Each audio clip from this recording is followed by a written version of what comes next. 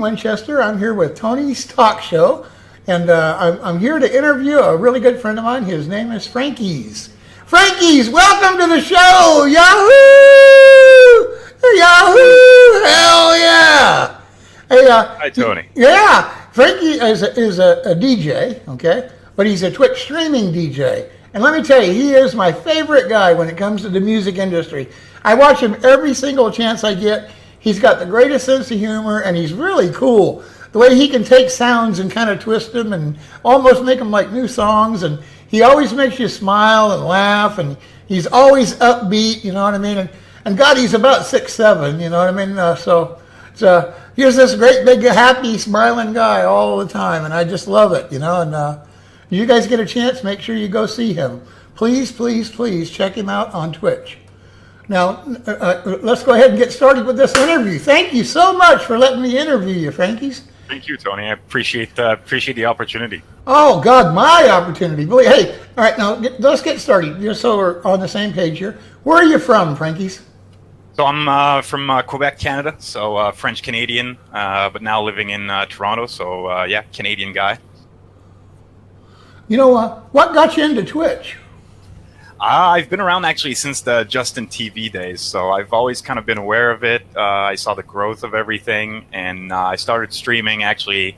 I saw another guy doing DJ streams on Twitch, and I figured, you know, I was already DJing at the time. I've been doing it for about 10 years, so it gave me a nice platform to kind of do it on my own terms instead of DJing in clubs where you have a set time, an hour, 2 hours. Here I can kind of DJ for 3, 4, 5, 6, 7 hours if I want to, and you know, I get to interact also with the people in a way that I can't do in a club or at a venue, right? Yeah, I just know every time I watch you, you do some really cool stuff. You make me smile and laugh, you know what I mean? And you're in Canada, you know, you roll your own cigarettes, so we always wonder what you're really rolling, you know? Yeah. Hey, so what would you say is your favorite part about streaming? I think it's the interaction and the community, and like really like meeting people. And I've made some great friends, and you know, people across the globe. I have, you know, viewers that are in Australia, New Zealand, all over Europe. So you get to meet some really interesting characters, and yeah, and other streamers too, right? Are you into just the music aspect of it, being a DJ, or are you into gaming somewhat too? I watch a lot of stuff on Twitch. I'm a gamer myself, so I do watch some gaming streams. I watch a lot of IRL. I watch other DJs, obviously, on Twitch. So a little bit of everything, I'd say. Over the years, or let's say back when you first started, you probably were doing a lot of like just watching. You know what I mean? Because you were thinking, well, I might want to do this, or I don't know. And who were? Could you give me, I don't know, 2 or 3 names of some people that maybe you started off watching? Back in the days, I used to watch a lot of Counter-Strike streamers. So, for example, actually Summit, who I'm sure a lot of people know, used to play the old version of Counter-Strike, so I would watch a lot of him. There was also another DJ who streams on Twitch, who's one of the more popular guys, Jovian. He was actually my inspiration to start DJing on Twitch, so he started doing it, and he had the similar setup to mine. So those are probably the 2 guys I was watching the most back in the day. I think you're single, so I'm just curious, are you single, and how old are you? I am single. I'm 31 years old. Yep, fairly recently single, but yeah, for the moment. Now, do you like, when you walk around this, normally, okay, do you carry like a club or a staff or a great big stick? I mean, how do you keep those women away? That's all I want to know. I mean, it depends. It depends on depends where I'm at. They don't really let you walk into a club with a big stick, but I do what I can. What would you say separates you from the other streamers that are DJs? Well, the equipment, I play on a little bit of a different setup. Most DJs will play with CDJs. I look at it from more of a like live production aspect. So my setup's a little bit different. I add sounds and I layer samples on top of my music a lot. So that separates me a little bit. Also, I think the community aspect of it, I'm trying to push. It's something we were talking about a little bit earlier off camera. The plur mentality is something I push on my stream a lot. So the peace, love, unity, and respect. I'm trying to build a community where there's, a no toxicity, where everybody's welcome and, just having a good time. When I stream it, I try to do more than just play a DJ set. I'm trying to throw a party where my viewers can just, make new friends, meet people, talk about whatever. So there's actually very little moderation that has to be done on the channel. I'm pretty happy with the kind of people I attract, and I'm sure you can relate to that because I feel like it's very similar in your stream. It's a very wholesome community, if you will.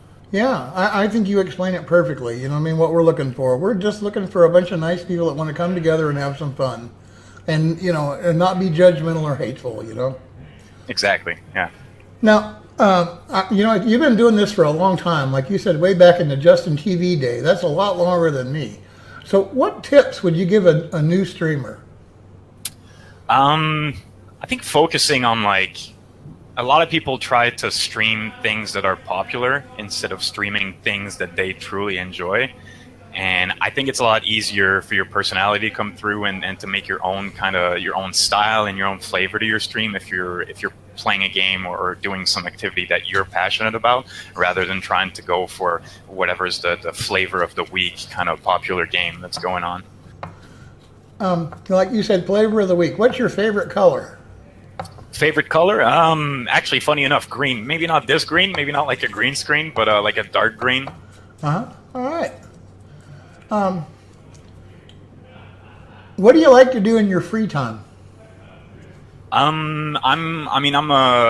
reason I became a DJ is I'm a raver at heart. I love going to clubs and partying. So a lot of times on the weekend, I'll be going out to events, often supporting, I have a lot of friends who DJ here in Toronto. So I try to go and support my friends when they have gigs, things like that. I also like to fish, actually. Maybe that's kind of weird in 2018 living in the city, but I like to go back home, countryside, and fish sometimes. What do you fish for? Trout mostly, bass. Yeah, I think that's the more common ones where in the spots I go to. Now, I fished for years and years and years, and I fished mostly for bass and rainbow trout. Now, when you say trout, are they rainbow trout or is there different kinds of trout? I really don't know. Rainbow trout, yeah. Because the only fishing I ever did was in Missouri and in California, So, now, have you ever been out of Canada?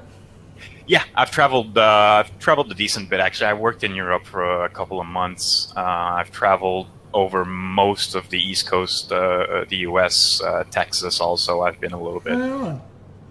So what's your favorite place? I'd have to say probably out of all the places I've visited so far, Switzerland actually was probably, oddly enough. People are very respectful. It's incredibly clean, and it's not so much that the government cleans everything. It's everybody's very conscious and responsible about their own things. Yeah. Actually, funny story. I remember when I went to work in Switzerland, we were working in wine fields. So we were making wines, picking up grapes, and all the fields are separated by these concrete pathways. And every time we'd roll with the tractors and everything into the pathways, there'd be dirt, obviously, that would go over the pavement. And they would just pull out brooms and start cleaning the pavement, even though it's state property, it's not theirs. They would just clean everything after themselves. And it's a different mentality. There's a sense of community there that was pretty impressive from a North American perspective, if you will. Well, I grew up in the Central Valley, of California, the Great Central Valley, San Joaquin Valley, and they grow all kinds of different crops there, but the main product is grapes. And if you think I never cut a grape with a grape knife, you're wrong, okay? Because I did it like 4 summers in a row, and I hated it. It never failed that I'd reach in there to cut some grapes, and there'd be a beehive in there, or like a wasp nest, okay?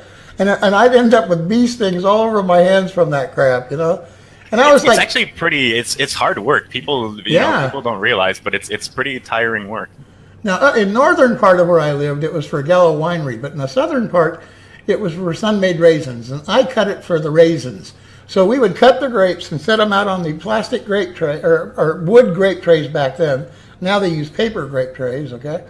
And They'd sit there for about 6 weeks, and then we'd come along and fold them, okay? Because they'd have that paper there, and we'd wrap them up and take them over, and they'd throw them in a big, like I don't know, like a big vat or something, you know what I mean? And that was on wheels, and they'd take it down to the raisin place, and they'd go through and throw the bad ones out and save the good ones, and you know what I mean?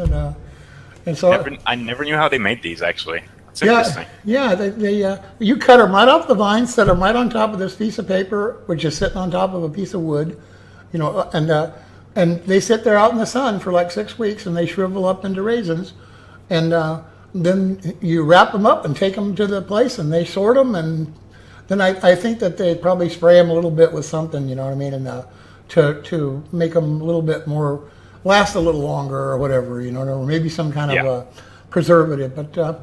So we're both raisin cutters. I mean, grape cutters, huh? That's pretty cool.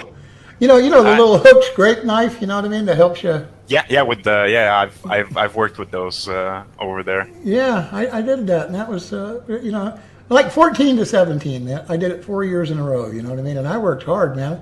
They paid me 6 cents a tray. Oh, geez. Yeah. 6 cents a tray. Can you believe that? I can't remember what they paid us, but it was very tiring work. I remember they would wake us up at 5 a.m. and we're out in the fields by 6:30. But it was a great experience, especially being overseas and in Switzerland. You turn around and in the distance you can see the Alps, and it was a nice experience. Now I owned a nightclub for 5.5 years. I owned a bar from the time I was. Well, in fact, it's August this month. So I bought it in August, and I turned 24 in the next month, okay? And I had it for almost 6 years. Bought it for $40,000, sold it for $60,000. We had live music 7 nights a week. We had a house band, and then we had an alternate band that played on the weekends, you know what I mean? And sometimes we'd replace them, but usually a house band, we'd sign them to a 6-month contract, and the bar, it seated 320 people legally. I got in trouble with the fire department on numerous occasions for exceeding the maximum capacity on the weekend, you know. And when those marshals come in, and they asked me, why do you do this crap? You know what the limit is, and you know you're going to get a ticket, and you know you're going to pay a fine of $500. And I said, well, because we charge a $3 cover charge. So the bottom line is, the extra people more than make up for the $500 fine. Yeah, that's good business decision. It's a good calculation. That's a true story. But that's pretty cool. I never knew you owned the bar, though. That's awesome. Now, what I was going to ask you, though, is when I owned the bar, it was in the music, big, live band industry, and then along came the Brothers Gibb, okay, and that kind of put a stop to live music, From then on, it was DJ City, So I actually lived and thrived before they had a bunch of DJs, And so, who's your favorite old time band or group? That's a good question. I mean, I like the classics. I grew up, my parents were really into a lot of music, so I grew up listening to a lot of old rock bands, so obviously all the classic, Led Zeppelin, Pink Floyd, all that stuff. Actually, probably Pink Floyd, I'd have to say. Wish You Were Here is probably one of my favorite albums ever, even to this day. I'm a Bee Gees fan, believe it or not, even though they destroyed the Bee Gees, not only did they have like a million good songs, but they wrote 2 million more for other people, you know what I mean? I didn't know they were writing, like ghost producing for other people. And movies too. If you check it out, you'll find out that they probably had 5 times more hits for other people than they did for themselves, okay? Wow, that's impressive. Yeah. So 3 guys from Australia, So...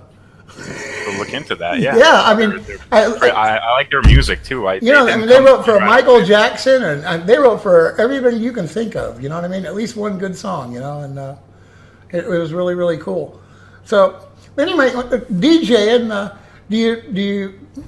when you were doing it in clubs, I mean, you start about, 6 o'clock, 7 o'clock, and by the time you're done... Later than that, actually. Usually...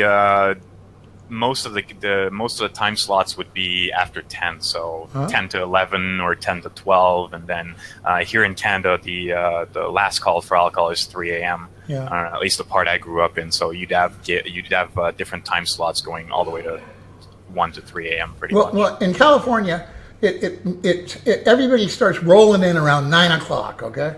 And the bars stay open till 2. So there's 5 hours of big time, huge people there to dance and drink, you know? And they would have the same DJs the whole time. Now, there might be 2 of them, but they're working together the whole time, you know what I mean? Yeah, unfortunately nowadays it depends, I guess, on the club, but nowadays they mostly tend to split them, which is one of the reasons actually which I went from playing live gigs to playing pretty much exclusively on Twitch, is because I don't have any limits, you know. I just kind of start when I want, I finish when I want. I should probably start on a more regular time, because having a schedule, that's another, actually, we were talking about tips for new streamers, but that's a big thing, is actually kind of having a set schedule that you stick to, which is my biggest challenge because of my job situation. I'm not always able to do it on the same nights, but it's the freedom that you get from streaming. If I owned a bar nowadays, I would want my DJ there at 8:30. I'd want him to be there till 2:30 in the morning. Now, I don't know, in Missouri, I don't even know what time the bar is closed, because I don't drink anymore, okay? I haven't drank in, I don't know, like 30 years, but I mean, not even one, okay? But, you know, but that's what I would do. Because, you know, let's say the bar closes at 2, well, it gives you 30 minutes to clean up and get ready for tomorrow. And if you get there early, maybe you can play a little lighter music than you might normally play, and you know, you get a chance to chit chat with some of the people that come in that know you, and you know what I mean, work them for some tips later on, you know. So, hey, that makes sense. I'm keeping it real, you know what I mean? And you want a progression too as a DJ, like musically, when you're not starting the night with, you know, the hard hitters and the bangers, you're kind of working your way into it as well. So, yeah, but it's a good idea to have people play longer. When I watch you on Twitch, you are full of energy, man, and you're moving nonstop, okay? And I think to myself, Jesus Christ, I could never do that, you know? Yeah, I keep a towel, actually, because I get, right now I'm not even dancing and it's hot in my room. I'm kind of like sweating. So when I'm jumping around, it gets pretty crazy sometimes. I played college football, okay? And I'm telling you, I didn't put out as much energy as I see you put out, okay? It's cool energy. I have a good you know? night of sleep after. Let's just say I sleep like a baby once I'm done. It's cool energy, you know. So I just want you to know that you're one of the nicest people that I know. You're one of the most entertaining, and you know what I like is like I said, you take a so-so song and you turn it into something great. Now, I don't know how you do that with the soundboard and this and that and this and that, but I know one thing: it's a hell of a lot better coming out than it was going in, you know. Thank you. I appreciate that. No problem. I mean, I try to experiment as much as possible.